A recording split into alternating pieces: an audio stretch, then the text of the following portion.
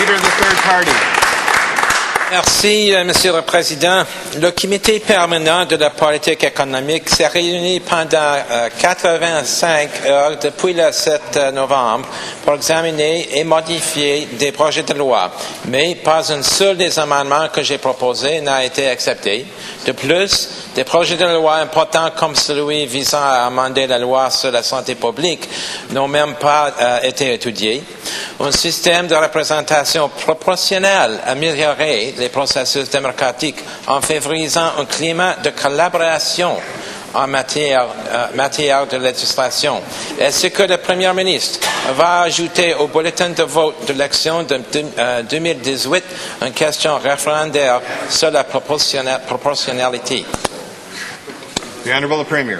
Monsieur le Président, nous sommes très fiers de travailler avec tous les députés pour avancer les priorités des gens du Nouveau-Brunswick, pour faire croître l'économie de façon que ça travaille pour tout le monde, d'améliorer l'éducation et d'améliorer notre système de soins de santé. Monsieur le Président, nous apprécions le travail du chef du troisième parti et je peux vous dire, Monsieur le Président, souvent nous prenons ces suggestions et nous allons les instaurer, nous les implanter.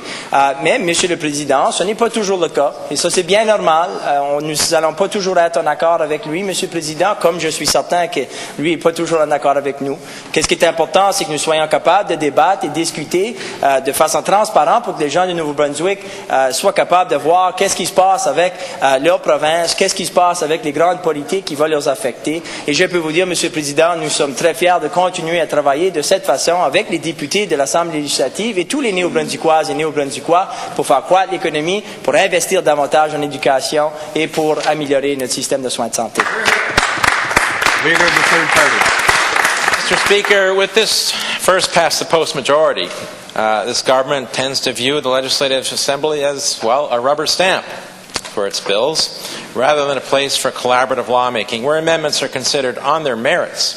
In New Brunswick, proportional representation would mean greater government accountability, less mismanagement, and a more effective opposition. In fact, when an opposition cannot effectively hold the government accountable, it is more likely to make poor choices.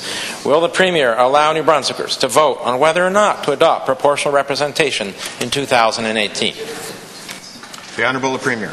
Well, Mr. Speaker, that's a pretty big subject, as you can imagine, and we think that democracy here in this province belongs to the people of New Brunswick, Mr. Speaker, and that's why we asked a committee of the legislature to go around the province and discuss electoral reform with the people of our province.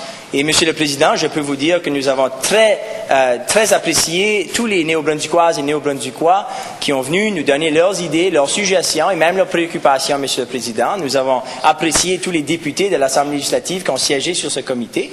On a, de ce comité, reçu des recommandations, Monsieur le Président. Comme vous le savez, il y en a entre eux que nous avons déjà instaurés et implantés.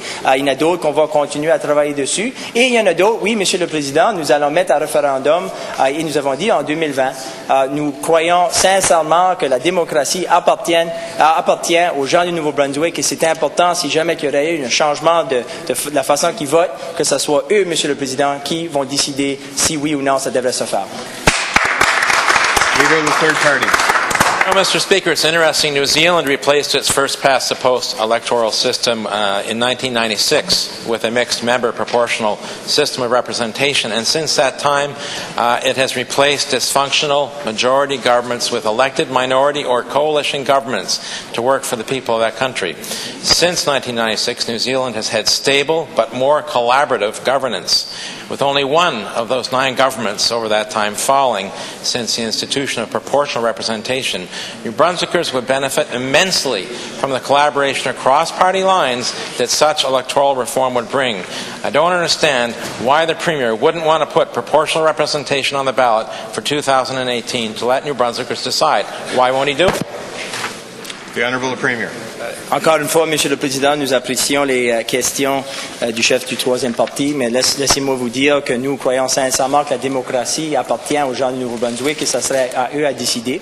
Je peux vous dire, Monsieur le Président, que nous avons, avec tous les partis politiques ici dans l'Assemblée législative, eu des personnes qui ont été consultées, les gens du Nouveau-Brunswick, pour avoir leurs idées, suggestions et même préoccupations concernant la réforme électorale. And Mr. Speaker, they came forward with many recommendations to strengthen our electoral system here in the province. And yes, indeed, we said that there would be a referendum in 2020, Mr. Speaker, to vote on recommendations that would have to do with voting. And Mr. Speaker, I want to say that we've done and we are doing things to improve our electoral system, whether it be banning corporate and union donations, whether it be by cutting in half the amount somebody can give from $6,000 to $3,000, the pool of money that will be given for women candidates when they get a vote to help encourage women candidates, and more municipal transparency in elections.